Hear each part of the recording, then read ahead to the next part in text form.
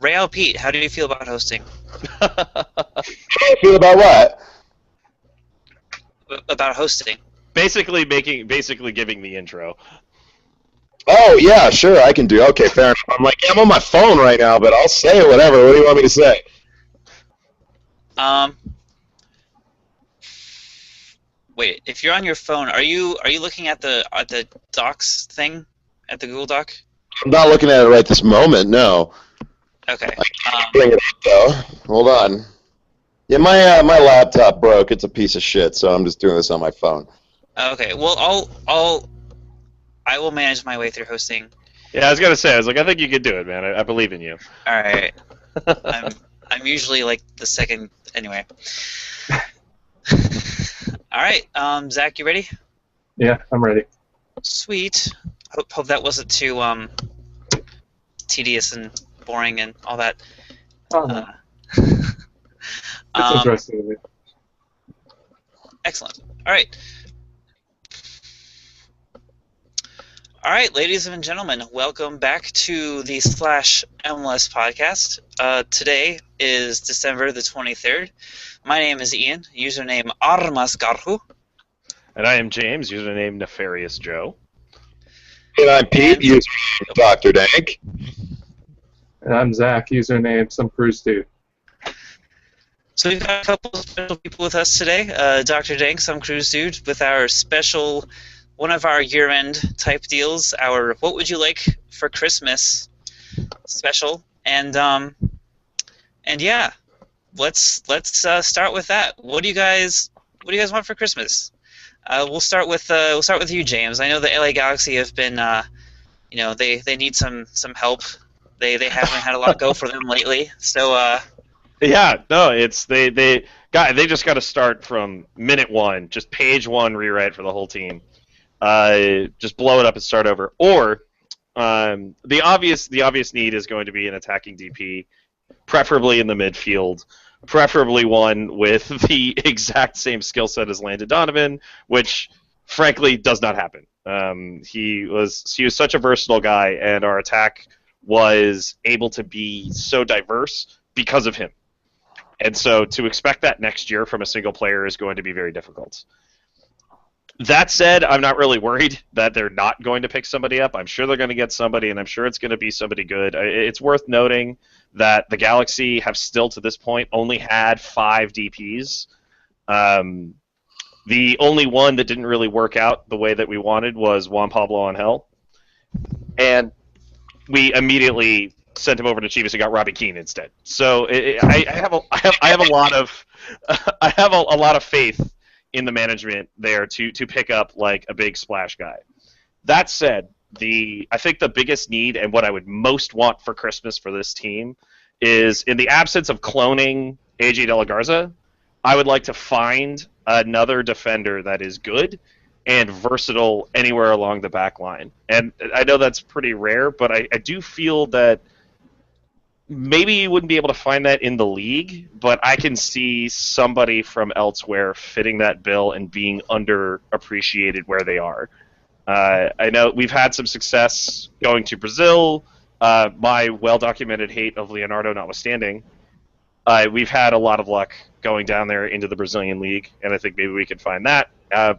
Barring that, maybe somebody in the lower leagues of in Europe. the Leonardo thing kind of pisses me off because I made a really good prediction before the MLS Cup that you guys would win. You guys would win 2-1, but only if Leonardo didn't play. You guys won 2-1, but whatever. He actually had a pretty good playoffs. I didn't want to admit it during the time because, as logical as I am, I do don't want to believe jinx in a him. jinx. Yeah, exactly. You can't do it. And it's one of those things. Every time I say he's playing better than he was before, he blows out a knee. So I mean, I'll keep an eye on that, I guess. But he actually has been playing a lot better in recent months. Still got a howler or two in him, but still, I'd like to see somebody who would be above him on the depth chart and somebody who would create the kind of flexibility that we get in the back line. And another AJ De La Garza would make me so incredibly happy. Now, going into next season with the CBA going up, how obviously you guys are probably going to be one of the big beneficiaries, I think, of probably a fourth DP rule being able to spend up to whatever the new cap is. Mhm. So clearly there's probably something more on the wish list than just outside backs. I would say that since with how the Kubo thing shook out, with both LA and Seattle passing on him, I don't think it's just a matter of he wouldn't necessarily fit their system and they didn't want to pay the money. That suggests to me that there will not be a fourth DP slot, because that's Really? the only thing I can imagine that would make both of those teams want to pass on him at the same time. That's a good point. I hadn't thought of that, but I actually agree with that. However, if there was another DP slot available, then I'd love to see another attacking winger. I'd love to see a good defensive mid, somebody who would not be sort of more two-way like Juninho is, but say somebody who could slot in as a defensive mid and in central defense, like maybe like an Amobi Okugo, but better. A Maurice Edu would be a good example, something like that. But How about Freddie Adu? Freddie Adu, yeah. No, here's the thing: if I would pay that guy $80,000 a year to play on the Galaxy, I would be so okay with Seriously? that. Oh yeah, people keep talking about how like they wouldn't want anything to do with him, but it's like there's a part of me I still believe in him. I remember watching him in the 2011 Gold Cup final, and I'm just like, God damn it, Freddie, you're making me believe in you again. And I think it's all an attitude thing, and I think that I thought that was '09. I thought that was when we had the really shitty team because everybody good played in the Confed Cup. No, it was 2011. And the reason I remember is because it was at the Rose Bowl, and I was there, and we were winning 2-0, and then Steve Cherundolo gets injured, and Jonathan Bornstein gets in, and we end up losing. And almost every goal they scored was from guys that he was supposed to be marking. But, I remember that game very vividly. Oh my god!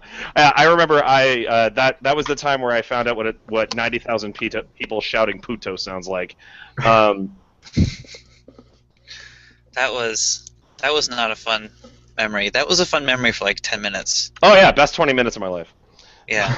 But the 70 immediately following that, significantly less so.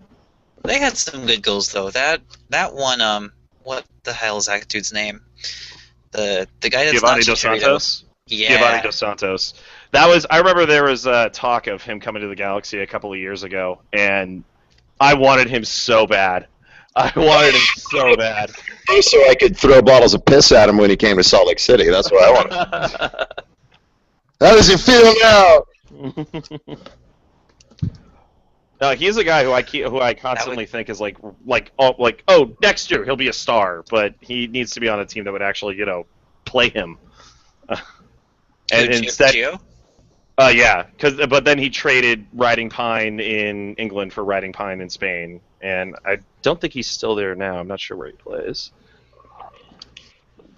Well, do you think? Well, okay. So, on to another California team that is going to get an influx of money for for some reason. Zach, how do you feel about potential new signings with your new stadium and shit? I don't know. I'm cautiously. I don't even know if I'm optimistic about it, just because of the recent past. I think every Quakes fan got their Christmas present early of seeing Atiba Harris actually selected by another team in the draft. But at the same time, he was literally our second highest scorer in this season, behind Chris Wondolowski. So if Atiba Harris is your second leading scorer, you're doing something wrong.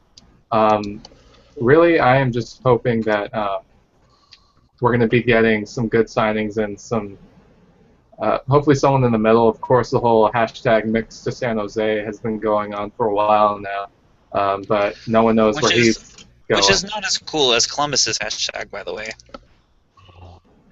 Mix one. What the hell is up with Mix 1-4? Why is it Mix 1-4? I looked it up on Google. I googled Mix 1-4, and all I got were like results for porn. and so I don't. I would understand. imagine it would be because it's the year 2014. Yeah, But that's all I can think of. But it's gonna be 2015, like really soon, like in 9 days. Exactly. So Well, so- mixed to San Jose is timeless. It's like one more way that San Jose is wrong. But yeah, you might have that, illegal sort of money that, Paul Diskerud wants. Well, that's what he's looking for. He wants money laundering shit, right? I mean, Well, that's the whole point. He's trying to lease his son's contract to another team, and then he just won't ever show up. yeah. Would it be mean to say all I want for Christmas is to Mix Discord to quit tweeting? All I want for Christmas is for Mix Diskerud to shave. I want for Shave? Why? His God, facial hair is so beautiful. that goddamn stash. This is a lot of mixed Diskerud's hair. That's all I want. Man. I know, he's so dreamy. I remember during qualification there was a great YouTube video that was like the music, there was like saxophone music. It was in Careless slow Whisper. motion. It's Careless Whisper. Yeah, it was Careless Whisper and then him running in slow-mo. Oh, it wasn't. I don't think it was qualifying. I think it was in the It was in the run-up. Gold Cup. No, I think it was I thought- after actually the match at Candlestick, because the wind was blowing the so much, it was the blowing his Azerbaijan. hair around. He scored, and he did the hair flip. He was like, and it was. Oh yeah, that's what it was. Okay. He was like, and it was. He looked like a beautiful Nordic American. I may or may not have posted that video every single time he scored for us. Oh. Although, I don't know. I think the Diskerud gate is becoming kind of a non-starter. Once something reaches like week 4, I always just start assuming, okay, it's never going to happen. That's more. He's out of pessimism. board, so he's going somewhere. I mean, he's going to do something. He's going to make some kind of move, but God knows what it'll be. Everybody was pretty sure he was going to Tijuana, and of course that didn't happen. Or he's come out and said that's not going to happen. So, maybe he goes to San Jose. I know we don't need him. I know we wouldn't take him here. That's for sure. We wouldn't pay him, that's for sure. But maybe. Why wouldn't he come to why wouldn't he go to Salt We Lake? didn't even start Luis Gill. I mean, we're not going to start Mick Diskerud. When you got Luis Gill, who's the captain of the U21 team or the U23 team rather, riding pine. Okay, we're going to start you. In a couple of years. We're not going to start Mick Diskerud. We don't have a place for him. We already have. Sure, you do. You have got an attacking mid who is at his best one of the best in the league, who is very slowly decaying on the field with each passing game, and Javi's old, and he's prone to breaking, and I think that it's time for a new person there. In fact, if I Beats Gill, because whenever we put Gill on the left side of the diamond, you could tell he doesn't like it nearly as much as being at the top of the diamond. Right. And I'm quite sure they've told him, look, man, Javi gets one more year of starting, and then it's you. And I think that's where they're going with that. So I don't really think we bring in Mix, especially if we already have Gill. Yeah, that's fair. Although if Klinsmann would have you believe that Mix can also play defensive mid, he can play in the bottom of that diamond. sure he could. Mix, yeah, I don't really know about that, but Klinsmann just seems to have this penchant for filling, square holes with round pegs. It's kind of like his favorite thing to do. So. How on earth is he the guy who says that Michael Bradley is better in an advanced role, and then Mix Diskerud might be better in a more receded role? That is insane to me. Because he thinks it makes him look inventive and interesting and unique, and like, oh, look at this awesome thing I came up with.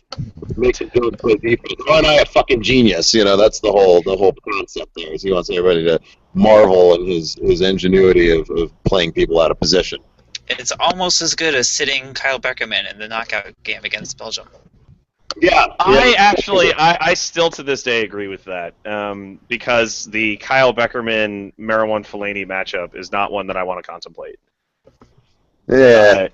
But anyway, but we're getting off topic. I think we should. Well, no, get I back to want to hear what Real Pete has to say about Beckerman getting left out, because I don't think we asked about this. Himself in the 3 group stage games, and yeah, Fellaini's a good player, but I think that Beckerman, he's not a one-on-one guy. That's not what he does, and that's not what he did in the 3 games before that. He just blocks those passing lanes and gives people a hard time, and gets in there with some tough fouls and makes people think twice about what they're going to do. And that's the whole point, is that he would have been bouncing off Marwan Fellaini for the 75 minutes before he got sent down.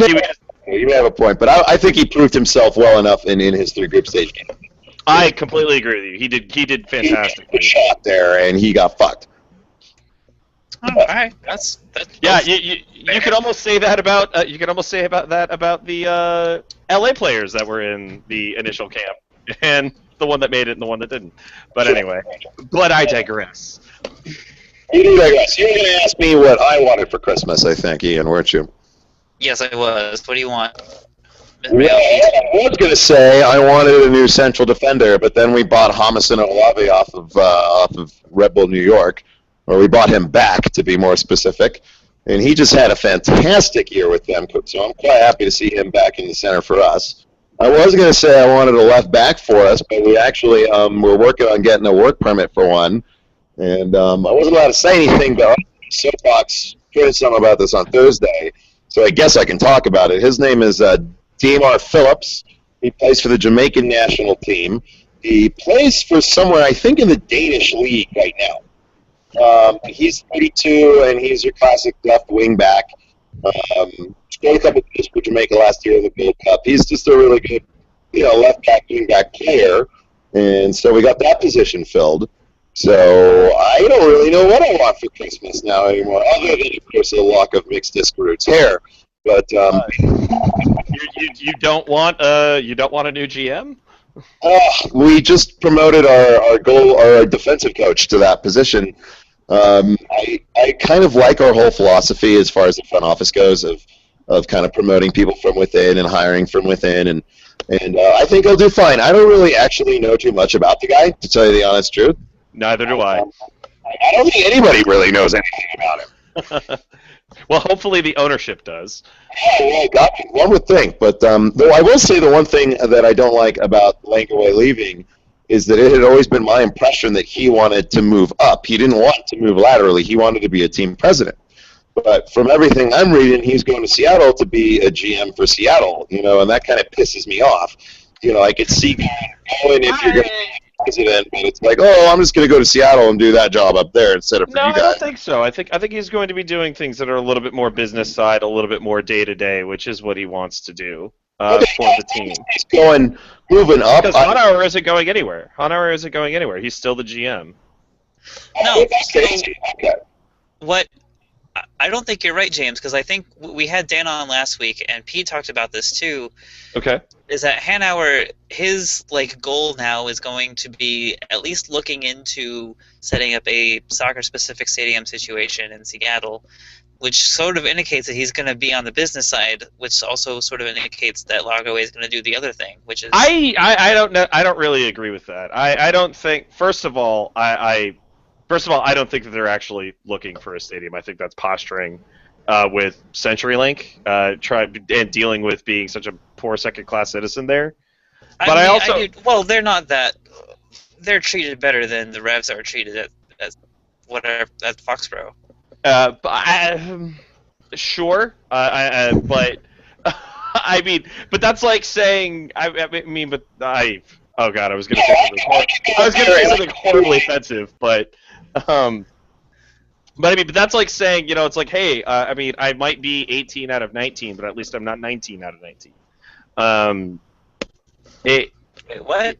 It's like they're the 18th worst off of their stadium situation now that DC's getting a new one. And so to Seattle and drunkenly beat the Sounders with a wet garden hose, and that would still be being better treatment than the Revs get from the Crafts. Okay. Exactly. That is precisely what I mean to say. Thank you. I never could have quite put that with such poetry as you did just there.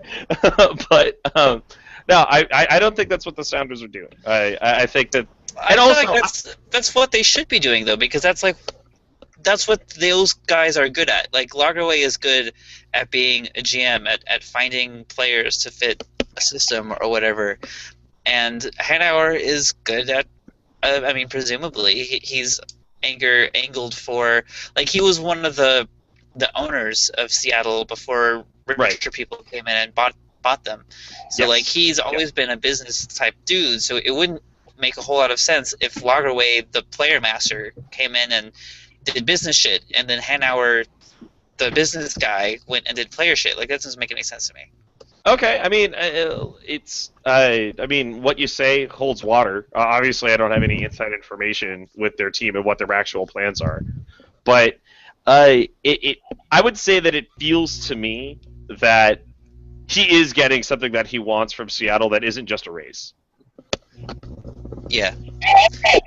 As he's getting moving up with his career, I'm happy with it. But as an RSL fan, but yeah, I just hope he's doing something more, because if it turns out he's just going up there to be the GM for Seattle, that's really going to piss me off. Yeah, right. Like, you would have wanted him to like go off and be the president of Toronto or be the president of NYCFC or something like that. I totally would have been cool with that. I mean, I would have been like, more power to you, bro. But yeah, going to Seattle, who I already don't really care for anyway, going up there to be their, GM instead of our GM, well, fuck you. But what are you gonna do? So hopefully he's moving up. Yeah, I think although I would say I think RSL's doing a pretty good job of getting in some new talent with Olave and Phillips, and I'm kind of looking forward to this next season. I'm also really looking forward to it, because after every season when we lose somebody, a lot of people around the league like to give us a bunch of shit. You'll never do good with that much stuff's in, and then it's like we go to the Champions League finals. Oh, you guys are going to suck without Olave and Espindola, and it's like we go to the MLS Cup final. You guys you're going to suck without Christ, and then we get 56 points in the regular season. So I've already been hearing a lot of this around the board and around Facebook and stuff about how we're going to blow next year, and I'm like, yeah, just wait, Okay, so what happens if everybody's perennial prediction eventually comes true, like this next year or the year after? Well, then I don't really know. Then I guess we don't go to the playoffs. But of course, everybody goes to the playoffs this year. But right, but I'm saying, like, long term, if there comes a year where that happens, is it just going to be a 1-year thing, or will there be worry for every other year down the line? I think that our ownership, Deloy Hansen, has shown that he is invested in this team, and he likes winning, and he's willing to go out and spend some money, like with Sebastian Jaime last year and with Olave and Phillips this year. And I think he's, he wants a winner. He's going to spend some money. He's going to get some DPs. He's going to do what he's got to do. And we have a fantastic scouting program. Everybody we bring up from South America is just the bomb. So I think that even if we do end up having an off year, here in the next couple of years, that we will do the right thing to correct that. Okay, that's good, because that sort of answers my follow-up question, which is, do you feel confident that you guys, with the new cap, the new CBA, will spend to that cap and spend a decent amount of money and spend it smartly? You guys have always spent smartly, but you're pretty confident that's going to continue? I think so. Yeah, I really I do like our new ownership. He caught a little bit of flack for not handling the Jason Christ situation very well last year, but I think he kind of learned from that, and now he's willing to spend the money. I've seen it, and I'm quite looking forward to where we're going. And we've always had good scouting, and we always get a lot of bang for our buck. So I'm really not too worried about it. I don't think we're going to win the MLS Cup next year or anything, but I think everybody's still going to be. Most teams are kind of afraid of us, and I think that they shall continue to be. Fair enough. Moving on a little bit, Zach, you've talked a little about San Jose's stadium impact and all that. There's been a lot of buzz lately about y'all's marketing campaign. What do you have to say for yourself?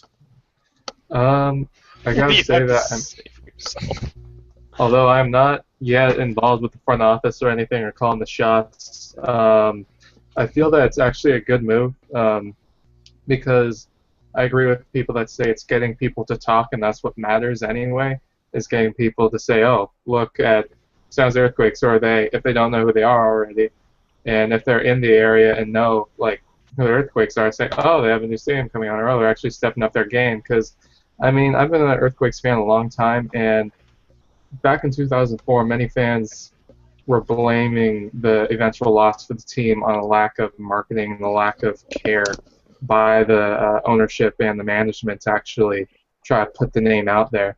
And so I feel like seeing this actually gives me some sort of hope, and that the front office is going to be doing a lot more to step up their game, because they have not they've not set a high standard for themselves. I'll say that much in the past couple of years, especially. But overall, I think it's great. It's the main critique I've seen is people trying to correct the actual like miles and distance between the different cities or whatever, which I'm just like, you're missing the point. Even if it isn't factually wrong, it's funny that one billboard forced you to actually go online and look up the distance between San Jose and New York, stuff like that. But yeah, I mean, I think it's a good thing. Yeah, I would agree. I think it's getting people to talk about the earthquakes. I don't really know what kind of exposure this, like if it's good exposure or not to people who aren't MLS fans, but it's definitely like all the people that I know who are MLS fans love it, and we think it's hilarious. And it definitely makes us think about the earthquakes more than we normally would. Mm-hmm.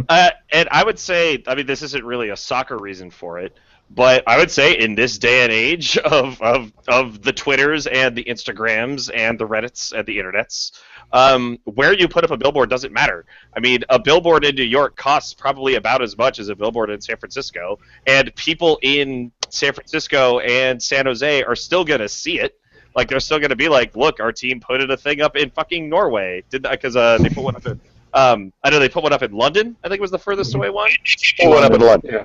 Yeah, but the whole thing is, though, is that, like, they don't care if Londoners look that up. They just sort of want people to know, look, this is us going out, and it's a clever campaign. It's a clever campaign. I don't see anything wrong with it. Yeah, and also what a lot of people that aren't San Jose Earthquakes fans and even like San Jose fans don't know is they've been running a contest for a while. It was like to get season tickets for this next year. It was the Miles to Epicenter campaign where basically you were supposed to take a picture either with one of the billboards or they handed out these little signs that say I am like blank miles from the epicenter of soccer. And so people would take pictures with them doing that exact same thing that you were describing, like posting it on Instagram, Twitter, wherever. And so they've actually been doing a lot of grassroots campaigns, and I've been seeing a lot of sports shops pick up the signs. Like there's a Die Hard clothing company, they had one like on their pop-up shop or whatever saying like this is like, I don't know, it's like 20 miles from the epicenter of soccer. And it's been really cool that they've actually been trying to do that sort of marketing because in the past, like I've said, they've been really hands-off and didn't really care enough. So is there a little more pressure now for the teams to do a little bit better in a extremely stacked Western Conference? Definitely. There's pressure not only on the team to do better, but there's pressure on the management to step up their signings. Because as we saw last year, I mean, well, in 2013 we finished just out of the playoffs, but then with this last season we finished just outside of the wooden spoon. And so fans are really going to be having high expectations, seeing that a rival of sorts of the Dynamo are coming in, and of course SKC, which is their great team. And so there's going to be a lot of pressure because many fans fear that we are going to be the next Chivas USA, a team that has ownership that doesn't care all that much about it. Front office is generally in shambles, making not so great signings, although Hugo Torres was a great signing, although also I guess you could say he was just there because Guadalajara. But regardless, yeah, there's It just happened to be great. Yeah, but it's hard for me to call you guys an organization in shambles when you guys are about to open up a new stadium. I mean, every time that happens. Well, I guess I would put it that the player side of it has been in shambles because we, in the past year, we sold literally. In 2012, if you would have told me that we were going to sell Iko Para, Steven Badisher, and Justin Morrow for allocation money / I think it was pretty much all for allocation money. I would have been like, no one would do such a thing. And I posted it in our in /SJ Earthquakes that literally in this past expansion draft, all of those players, the young core of our defense, were protected by other teams. Iko Para by Sporting Kansas City, Steven Bayesher by Vancouver, and Justin Morrow by Toronto FC. So I guess as far as the business side of it, it's been actually getting better, but player management has been absolutely terrible. What's the biggest need for the team right now, player-wise? Biggest need is probably a creative central midfielder. I mean, we have Tommy Thompson, who is on the up and up, but at the same time, he plays more of a second forward, so Yeah. kind of around Wando's position anyway. Basically, it's going to depend on what kind of system Dom Kinnear ends up putting in, whether it's going to be similar to the whole Yallop ball, which is booted up to the forwards up top and then see what happens, or if he can try to. Kinnear ball. It's what Kinnear always plays. We're gonna pass. We're gonna possess until the other team falls asleep, and then we'll try and score a goal. That's what he always does. Well, I mean, but Dominic Kinnear is a guy who I can't help but think that he isn't going to go out there and look for a Brad Davis type. Yeah. You guys were at your best when you had Simon Dawkins. And Oh yeah. Speaking of bad moves, we let him go. I am. well, I I would imagine that Tottenham was asking. I would imagine Tottenham was asking for the world. They said, "Look, you want him." Yeah, who knows? I don't know. I wouldn't have been honestly. I wouldn't have been mad if he ended up being one of our DPs. I wouldn't have been mad. I wouldn't either. I mean, I didn't like him, but his quality and what he brought to the team was undeniable. Mm-hmm. That said, I think that what you just said was absolutely would have been the top of my list, and I know it's the top of Dom's. Despite how Houston was last year, I have so much respect for that guy. Mm-hmm. And as you should. I mean, he's the third most successful coach in MLS history. He's, he can do shit. It might not be pretty, but San Jose isn't exactly, when they've been good, even been prone to pretty soccer. So, it's a good fit, if not one that makes me excited for pretty soccer, but it's whatever. I'm sure you guys are excited for winning soccer, so that's...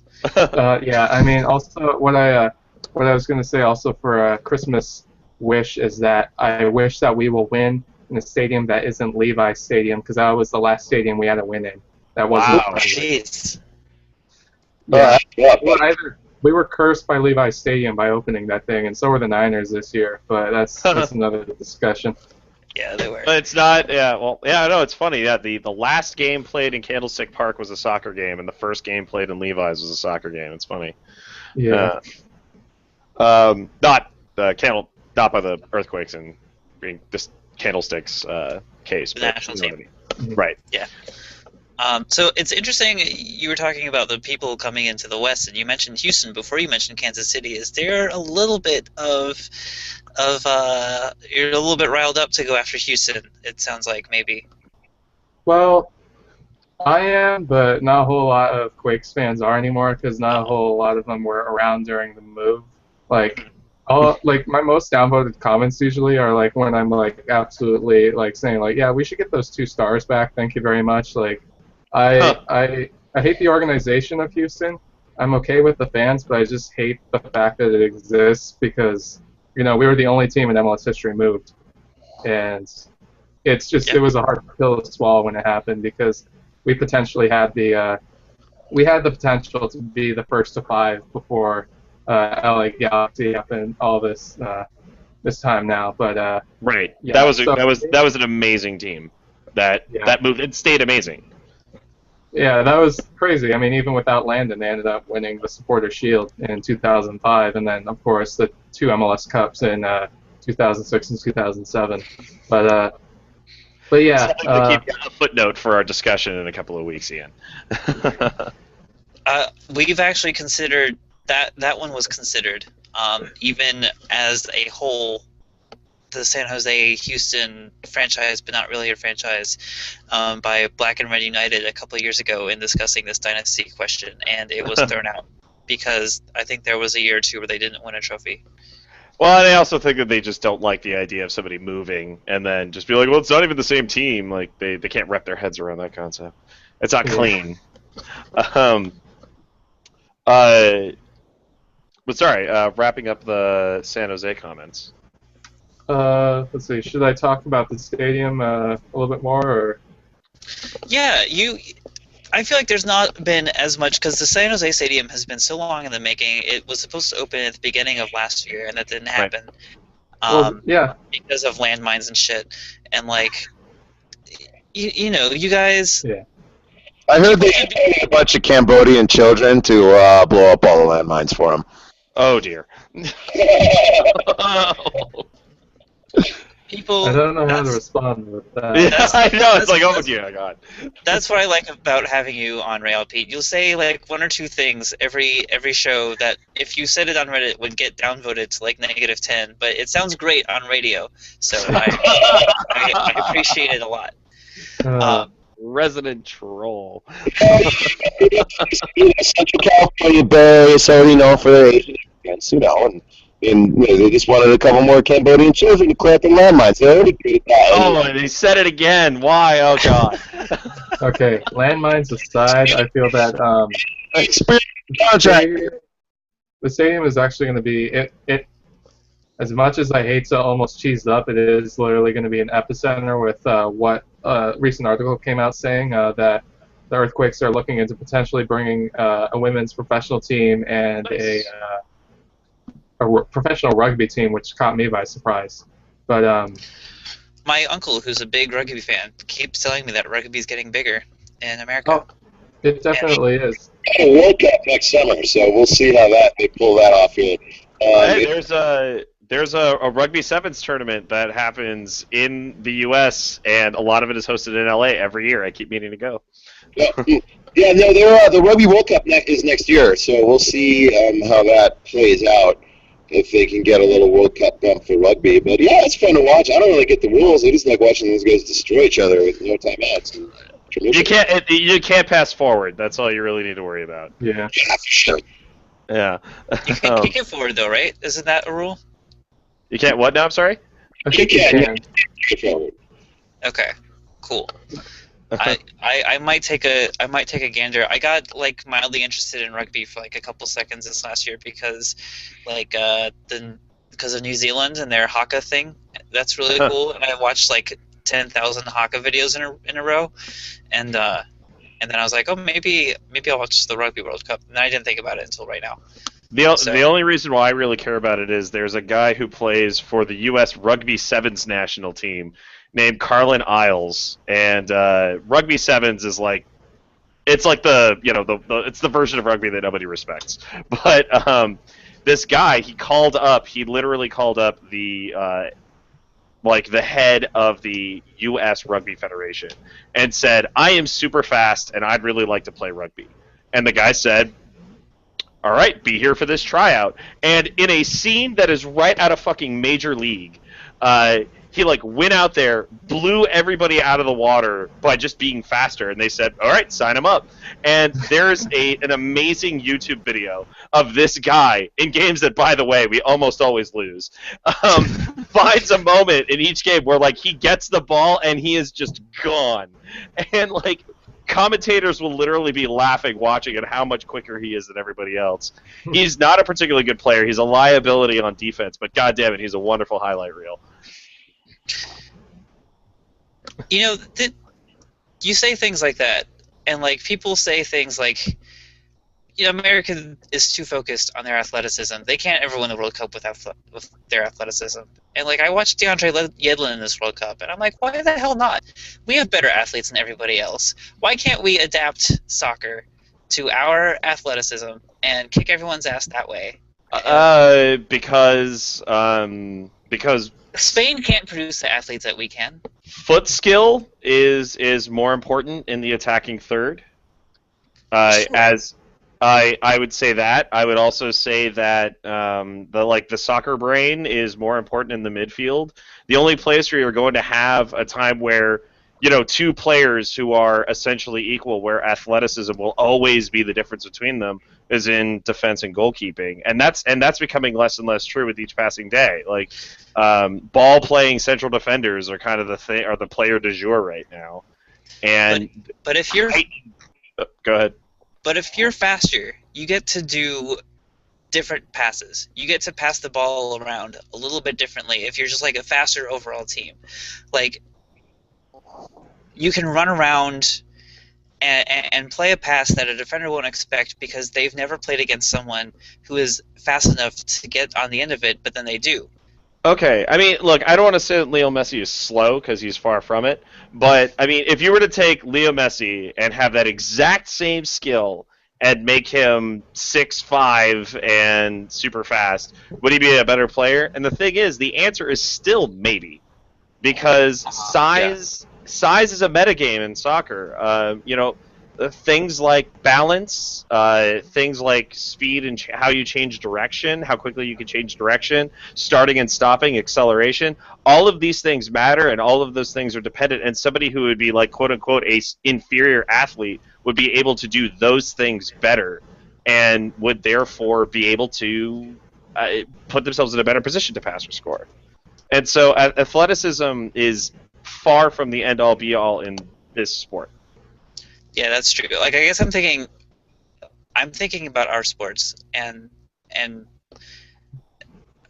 hate to bring this up because every 2-bit sports person brings this up World Cup time, but like I think about our athletes and the sports that they play, and the athleticism is much more important in a thing like basketball where you have to jump. And so I guess there is that. But I'm just.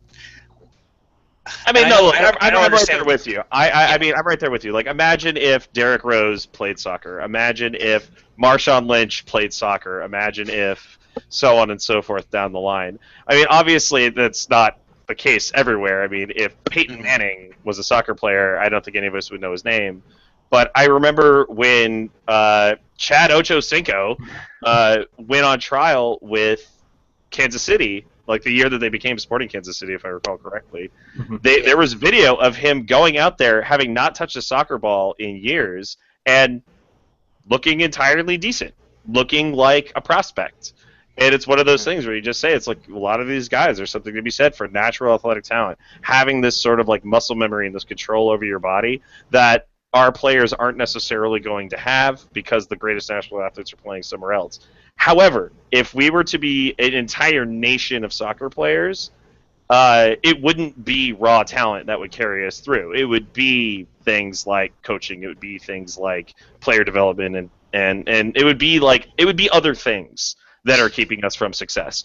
I feel like I feel like it's a combination of it. That raw athleticism that Americans seem to have by playing like 5 different sports every year. I mean, with kids.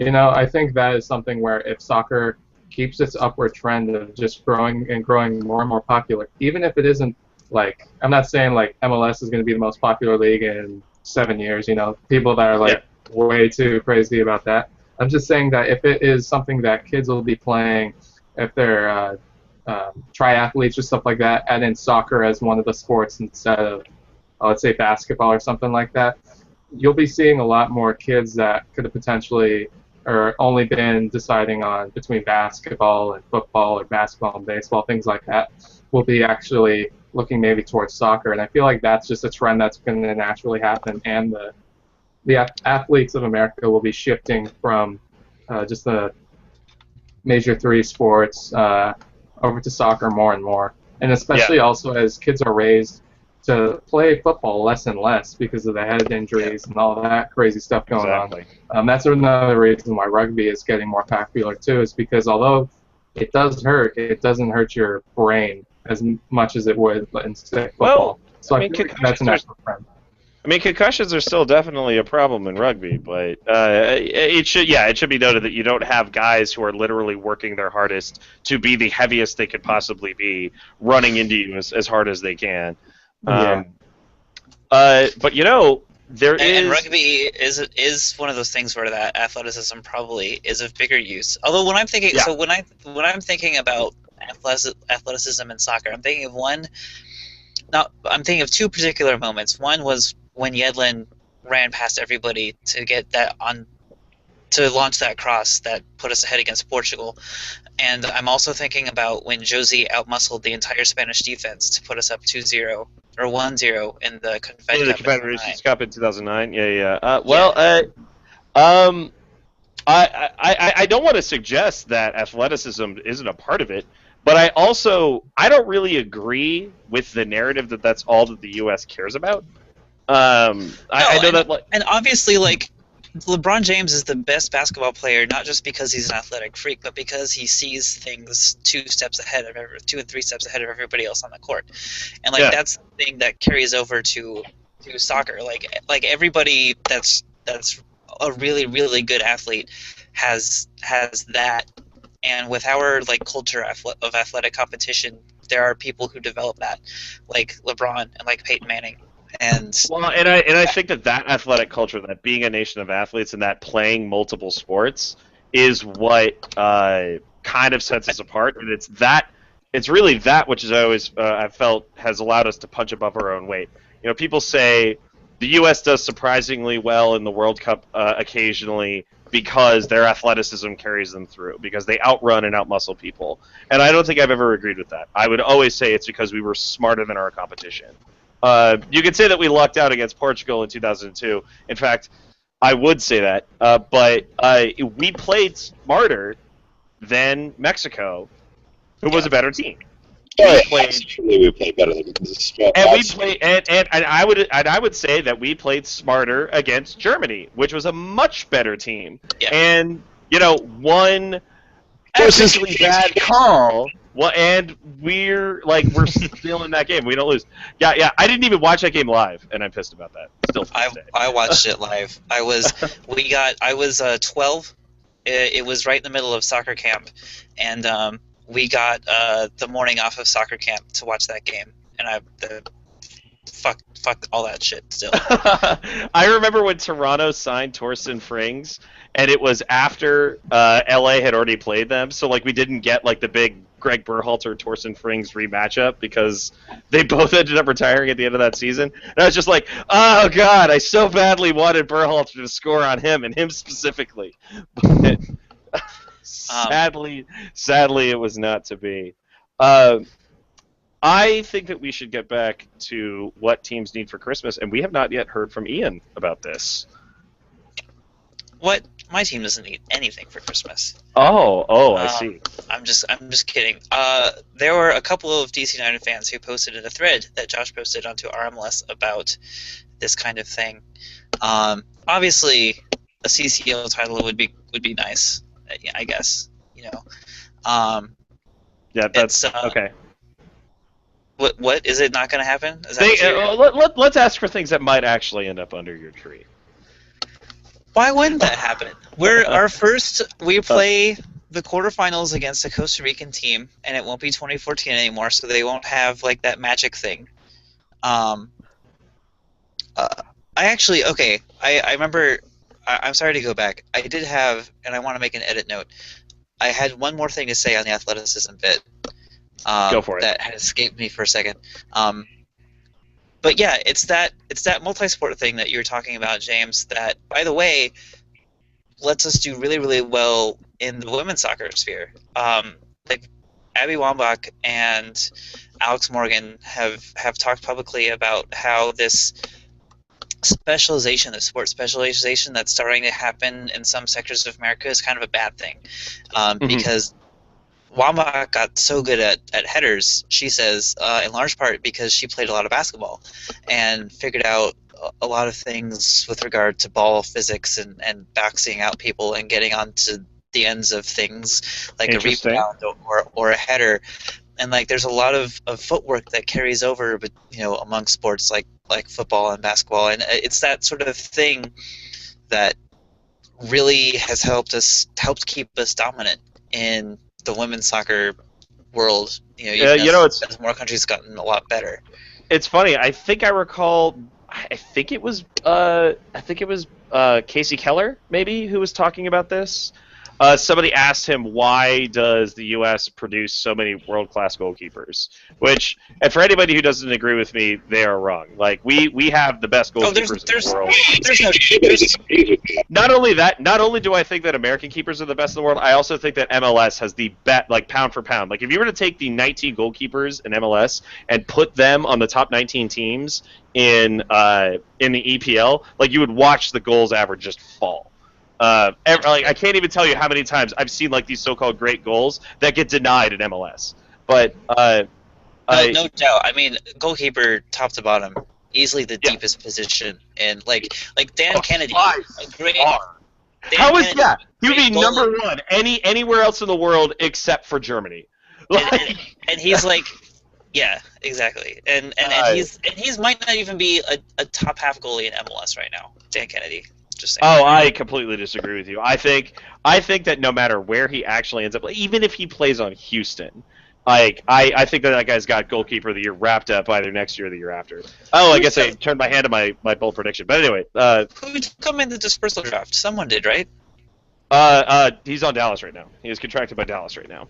Okay.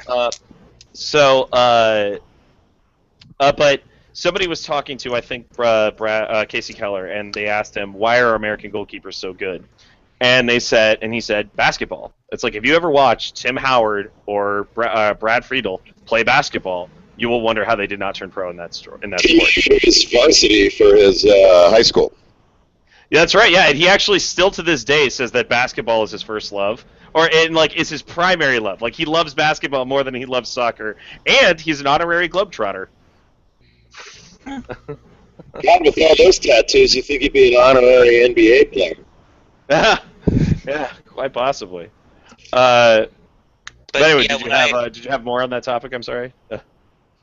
No, that's a good place as any to actually now transition to what you were saying before, with what I want for Christmas. Which, yeah, I think we got the CCL title locked up. I don't think anyone's got to worry about it. We're gonna beat Alajuelense, and then we're gonna beat, I don't know, Montreal or Pachuca, and then we're gonna, I don't know who's Montreal or Pachuca. Wait. Let's back up and let's diagram that sentence. Which one of those teams do you think you're going to be playing in the semis? Let me just ask you that question. Do you not know? I think Montreal's got this, guys. Oh yeah. Oh yeah. No, I'm pretty sure about that. I don't think Pachuca is going to be able to go up to Montreal and win in the snow. Well, I guess it's good for them that they don't have to. It's not one game. Yeah, they do. I mean, it's not one game. Yeah, it's a home and away. I know, but they'll still have to go to Montreal and play in the snow. Well, they just have to not lose by 5. Anyway, but this one, as much as I really want to like Montreal, like I really want to like that team. I don't know why, but when they came in the league, I decided I wanted to like them a lot, and that was a horrible mistake. Yeah. And then Jesse Marsh started his campaign of trolling with. They're not bad. They're not horrible. They're not. Last year, dude. Yeah, but they just need to start signing young Italians, which they're trying to. So good for them. So they made a mistake in not bringing back Jesse Marsh after that first year. Oh yes, they did. Yeah, I totally agree with that. Because that, I don't know, that left a bad taste in my mouth, honestly. He did really well. That Montreal team in 2012 was competitive. They beat us 3-0 one time, and that was when we went to the conference finals. And they did that to a lot of teams. And then they played very early against very early in that year against Sporting Kansas City, and that was one of the best games of that season. Yeah, and they beat them. Their expansion year, they were the first team. Yeah, they were the first team to win by multiple goals in Sporting Park. And then no one did it again until we did by beating them 3-0 this last year. But yeah, that expansion year, they were good. I'm hoping they're good again next year because I really want to like them. And I've always been kind of a fan of the Italian football, and it would be nice to see something like they consciously said that they're consciously trying to emulate that in MLS, and I would love to see them be good and be successful with that because I love watching that kind of stuff. Yeah, it'd be great, and I think that appeals, not to make generalizations about Quebec people, but I think that sort of style would appeal to the Quebecois in Montreal. Like, I don't know why, but I feel like those things kind of fit together. Like they mesh pretty well. The Italian soccer and Quebec, Montreal, whatever. The French Canadian thing. Yeah, And so, yeah, and we've talked before with various people about how interesting it is that there are very different styles of play just Yes. within MLS that is Yes. not really apparent in other leagues. And having just that one more really distinct style would be really cool. That And I 100% agree with. Yes. yeah, and I think it could happen because they too have the double allocation money of finishing in last place and still being in CCL that we had last year. So maybe they go out and make some big signings and get some more Italians and actually gel and are coached well. That's something that hasn't happened since their expansion year. So Well, and plus with the Eastern Conference losing KC and Houston and getting the two expansion teams, I think that's going to help everybody out in the East a little bit. Because I don't think OCFC, and quite frankly, I don't think NYCFC, I don't think they're going to hit the ground running. Probably Orlando more so than New York, if you ask me. Who knows? It's hard to call. It's hard to call, man. But just generally, and you said, as you just said, it was very surprising when Montreal had a breakout year in their expansion year. But that generally doesn't happen. Hey, look, I am of the opinion that all Montreal needs for Christmas is a striker who can pull people away from Jack Mack, and a center back. Yes. That's it. Like, if they were to sign Chad Marshall, they're practically a playoff team in the East. You know what I mean? Like, if they could make the same kind of signing, they would make the exact same sort of leap that Seattle did. They'd just be making it from a different place in the table. Yeah. And there's someone where, and they've done this before, where someone like a 30, maybe you don't bring in 39-year-old Nesta, but maybe you follow the route and bring in like a 32-year-old Italian center back. And that would be a place where spending a lot of money on a center back makes a lot of sense. And by the way, I feel like no one should really get mad about that because center back is almost definitely the most important position in MLS. I have absolutely no idea why people get upset by defensive DPs. But yeah. How old's Bizagli? I mean, so I think they can pull it off. I think they can turn around. I don't know if they'll be able to turn around like quick enough to beat Pachuca in the CCL quarters because it took us last year. It took us a few weeks to figure it out and really start to gel and make it work as a team. But I think and Montreal's gone out. They've went and got out Jean Baptiste, right? They went and got a couple of players in these re-entry drafts and all of these drafts that are available. And look, I was ballyhooing the shit out of them picking up Nigel Reo-Coker. I think that's a great idea. I think that's a team, and I think that is a team where he could go in and make an impact, which is something that I think that is very clear that he wanted to do. I also just think that he's a really good player. I liked him back when he was still in England. It was one of those guys where I never quite understood how he wasn't getting the sort of respect he deserved. It's hard to not get the respect you deserve when you're playing at Chivas. Yeah. The sneaky thing that I want for Christmas for DC is a competitive Austin tournament. I'm sorry? What, you mean like the preseason shit? Yeah. Okay. Come on. What's that? I said nobody cares. Come on. I mean, we do the same thing with the Desert Diamond Cup down in Tucson. It's just preseason. Who cares? Nobody cares. Come on. Well, we're gonna hope that Austin and Columbus and the other team. I forget who else is coming. I think it's another playoff team though. It's like the Scorpions, maybe. I think it's another playoff team. It might be RSL. I gotta look this up. It's the Aztecs, yo. No, I know it's the Austin and us and Columbus, but there's one other playoff team that's with us. I don't remember who it is. It might be. Our preseason at Tucson.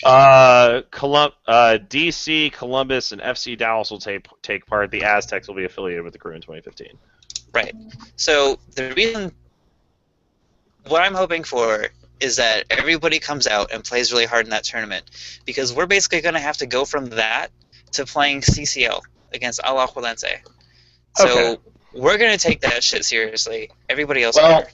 Well, hey, look, and maybe you guys can get lucky like we did. When LA played that team in the CCL, we were managed to discover, wow, we beat this team pretty handily, but one of their players is really goddamn good. We should sign that guy immediately. And that player ended up being Marcelo Sarvis. So, who knows? Maybe you guys can find some dude that nobody's ever heard of and ends up completely reshaping your midfield into something even better, well, arguably better than it was with David Beckham. Sarvis isn't a better player than Beckham was, but our midfield now is better than our midfield was then. It's true. It'd be nice. I mean, the year of Costa Rica is coming to a close, and hopefully some of those players get noticed by DC United and start playing, and we'll see what happens. Yeah, no, that would definitely be interesting. I think Costa Rica is going to be like the next Argentina, like the next place that MLS just tries to like pick completely clean, and just be like, hey, look, we're going to pay you $100,000 a year, and when we say that we're going to pay you $100,000 a year, that's actually how much money you're going to get. Yeah, the check's not going to bounce either, I swear. Yeah, it's like no, the checks aren't going to bounce, and your family can actually come to the games and feel safe. Hey, so how much credit does MLS get to take for the year of Costa Rica? Enough. When we talk about the rising tide of CONCACAF, it is, as far as I'm concerned, 85% MLS. Period. It's going to do this, even though some of those players don't play in our league, like it's some of the Costa Rican players and all that. But it does. It's one of those rising tide floats all boats sort of scenarios. Exactly. MLS gets better. The CONCACAF gets better. A lot of like there's tons of Jamaicans that play here. There's a decent amount of Costa Ricans, Guatemalans, Hondurans, and Mexicans that play in this league, and they create more competition for the other people on their national squads, and they take back technique and things that they learn here to the guys on their national squad. So I think MLS can take a lot of credit for how well CONCACAF showed at the World Cup this year. Oh, okay. Well, I mean, who was the best player for? Who was one of the best players for Costa Rica at the World Cup? Giancarlo Gonzalez. Yeah. Like, if Chris were here, he would just go on and on. Yeah. I mean, that is a person who wasn't necessarily developed by this league, but who was somebody who was noticed and put on a stage and sort of appreciated by this league in a way that other players wouldn't have been if they were just playing in Costa Rica. Brian Ruiz, who plays in the EPL, should be noted, did not do it all by himself, nor did he really make that much of a contribution to that team. That is a team that got through by being well-rounded, by having a game plan, and by really doing, frankly, what I wish the U.S. would have done, attacking the opponent with confidence in a way that they would not have expected that team to do. Like, they went toe-to-toe with Brazil. Granted, Brazil had an absolutely disastrous World Cup. But Costa Rica went up against them and didn't blink. And I think that because that is entirely due to them having better players because of MLS. Yeah, cool. No, I agree. And even though, like, Sabarino didn't get to play because he broke his freaking ankle before the World Cup started. That was sad. They would have beat Brazil if he was on the field. Mark my fucking Wait, they didn't play Brazil. They didn't play Brazil? Are you sure? Yeah, they played in Group C. They played a lot of other good teams. They played Uruguay and Italy and I'm pretty sure they were not. I'm pretty sure they were knocked out by Brazil. No, they were knocked out by the Dutch. Yeah, they were knocked out by the Netherlands in penalties. In the quarters. That was it? Are you sure that wasn't Mexico? Mexico played Brazil. Mexico played Holland the game before that. Yeah. And Mexico, they got that penalty. Marquez drew that penalty off of Robin. That was in the knockout game, and then in the quarterfinal game they played Costa Rica, the Dutch did. Yeah. Costa Rica had Greece in their knockout game. They took the penalties, and then they played. Wow, yep, you guys are totally right. I do apologize for that. God, I have been wrong so often lately. I guess. I was thinking about the game against Colombia, I guess. Oh, well. Well, but either way, Costa Rica went up against the Netherlands and didn't blink. At no point. And they were going up against consistently superior competition. They didn't blink at those teams. They didn't blink at any of those teams. They just took them on, you know? Yeah, and are we really trying to say that Costa Rica was a better team than the United States this year? I don't know.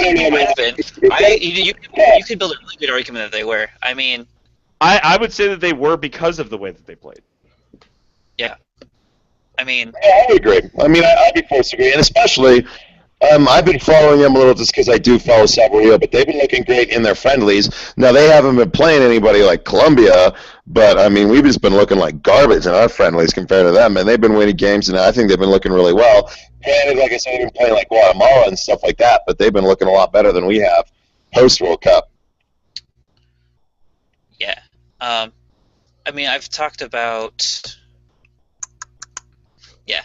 Yeah, I agree. Okay. Cool. So, it is decided MLS definitely helped out Costa Rica. Yeah, let's start doing that. We'll take credit for it. Oh, you know what? Well, since we got about them, you know what really pissed me off was the Costa Ricans, they would not shut up about the snow game even after the World Cup. They would not shut up about the snow game, and it really pissed me off. I'm not gonna lie. Like they showed all the pictures of the parade that they had in San Jose when the team got back, and you know everybody's out there on the streets and partying and having a good time.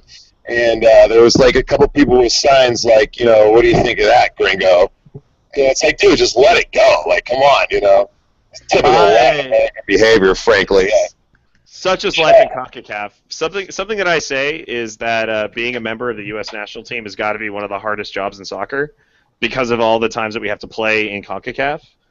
And, you know, away. Playing in CONCACAF away, let's be clear. Yeah. Look, there was one of the greatest commercials of all time is a Gatorade commercial. That's just a guy whistling "Take me out to the ball game," and it's just clips of the U.S. national team just getting hurled abuse by every time that they're in Costa Rica or Honduras or Mexico, and it's they're not. It's not a part of their sporting culture to get over it. There's a part of me that actually kind of likes it because it's fun and like it's kind of fun. It's definitely it makes our it's hard to call like a quarter of the world a hidden gem, but like that's what makes CONCACAF like sort of a hidden gem in the soccer society. And that's exactly the kind of mentality that was talked about last week about Argentina partying for 24 straight hours when River Plate wins. You know, it's I don't necessarily see a problem with that. I mean, look, I talked not 20 minutes ago about how pissed I am about something that happened over 20 years ago.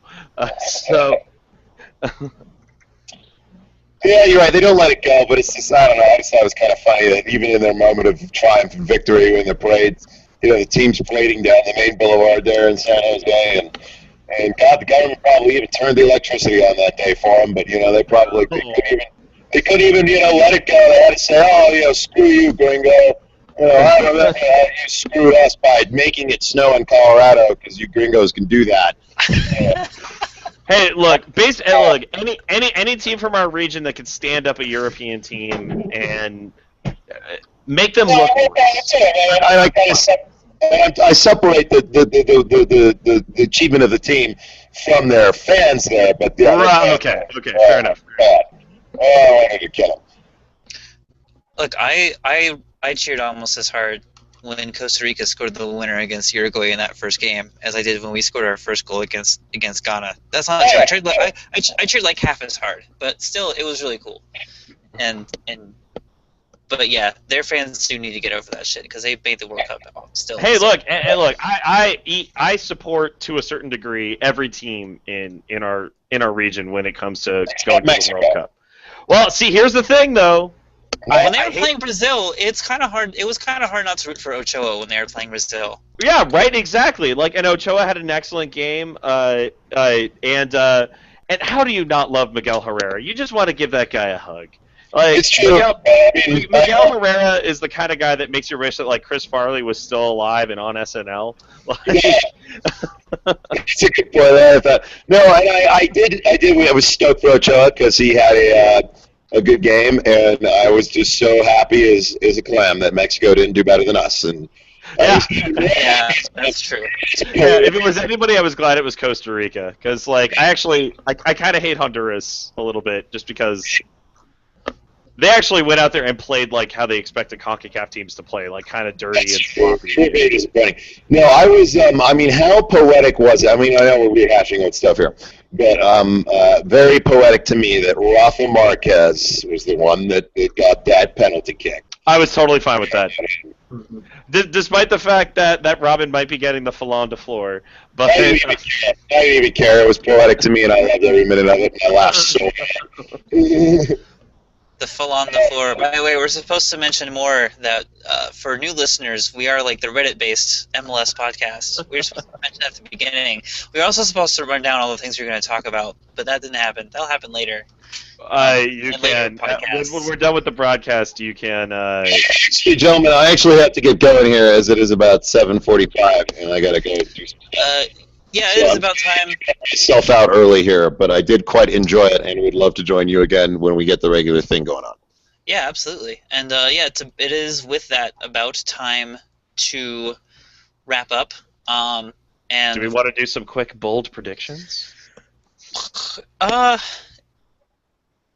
Sure.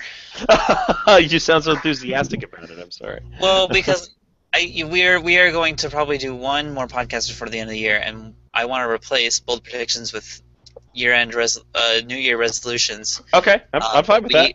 I am totally okay with that. But we can do that next podcast because I think we will have one more before the year is over. So just let me know. Let me join you for that as well. So okay, my bold prediction is, Garber just decides to say fuck it, and everybody goes to the playoffs.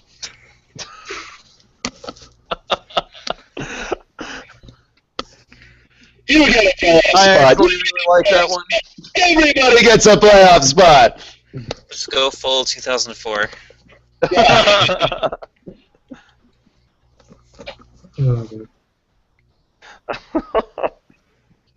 I had ideas, and then it just now it's just gone. You know what? We're done. I know, right? That's it. We're not gonna top that. Yeah. All right. Thanks everybody for coming out. Thank you again to username Dr. Dank, Rael Pete. Thank you to Some Cruise Dude, Zach. Hopefully we will see you guys soon. Thanks also, by the way, shout out to UCF97SC.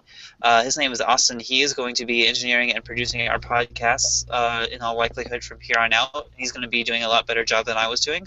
So you will hear an uptick in video, in audio quality, a nominal uptick this time, and a significant uptick as the new year rolls around. So thanks everybody to that, and we will see y'all next week. Sounds good, buddy. Nice talking to you guys. Have a good evening. Good talking Thank to you. too. Of course. Sweet. I'll just press this red button real quick.